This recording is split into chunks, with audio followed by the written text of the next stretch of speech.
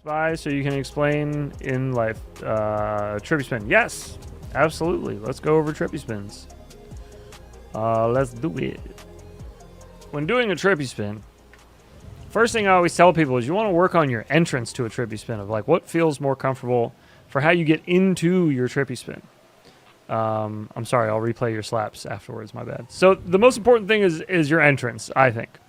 Because getting into a Trippy Spin is half the battle, and then after that it's just a matter of like maintaining the Trippy Spin, like getting into it. So you think of a normal orbit, your nose is down on your quad, so you're kind of looking downward and your ass is up in the air behind you. So for a Trippy Spin, you're going to do the opposite of this. So you're going to turn away from the object, put your nose back, and your ass down. So now my nose is up in the air, looking backwards and up, and my ass is kind of like a little bit facing the pole.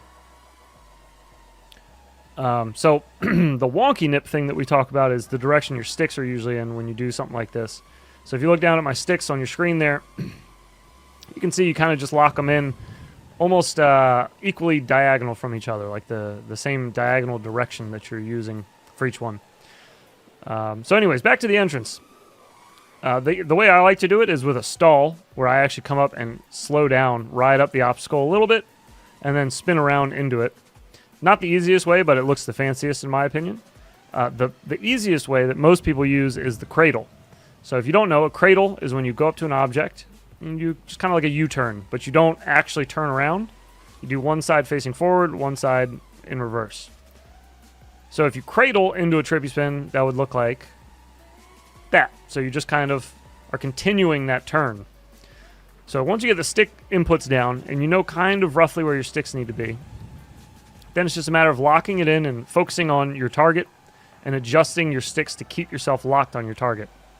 So the sticks all do different things right here. Basically, you want to give it even amounts of yaw and roll, just about even amounts. If you look down there on your screen, you'll see a little less yaw than roll, but not by much. Mainly, we'll say just for argument's sake, it's even. The next thing you want to use is your pitch, not your throttle. Most people think you need to use your throttle to go up and down on a Trippy Spin, but if you look, we can full stab our throttle and still stay low if we just adjust our pitch. We can't do it that cleanly, obviously, but hang on, let me go to something. We can go a little slower around here for explaining this. Okay, so most would assume that you need throttle, but you can see, here we go. This is much easier to explain on this. So you can see we're just sitting still. We're not going any higher, but if we slow her back down and we adjust our pitch, so if I'm going to put my pitch just up a little bit, so we're climbing with pitch up, and now we're going to go pitch down, and we're going to go down. So we're not really changing. I'm staying on the throttle the same amount, but I'm able to go up and down with just pitch. So your pitch adjustment is really your big one. Don't worry about throttle so much. Also, don't worry about camera angle. I think the camera angle thing's kind of a myth. You don't need a high camera angle to do a Trippy Spin. It's doable at 0 degree camera angle, as a matter of fact. It does get easier the higher up you put your camera angle, because you really want to think about your quad is, imagine your quad. Imagine this is the front end of your quad. For an orbit, you're like this. For a Trippy Spin, your nose is looking away from the object.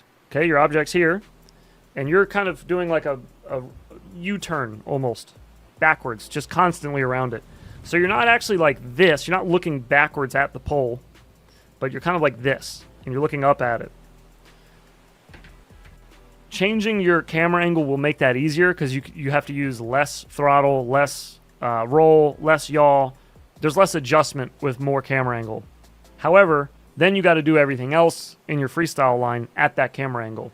So I don't think it's worth learning to Trippy Spin at a higher camera angle, because it's just going to teach you a bad habit of doing it at that camera angle.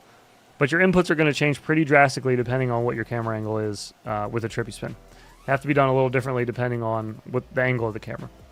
But for now, I would say to start, always work on the entry and get used to that. Practice cradles back and forth around an object. Get really used to that movement, going backwards and steering yourself backwards, making them nice and smooth, and then eventually you'll just start continuing that cradle motion, and you just don't stop doing it. You just keep on cradling.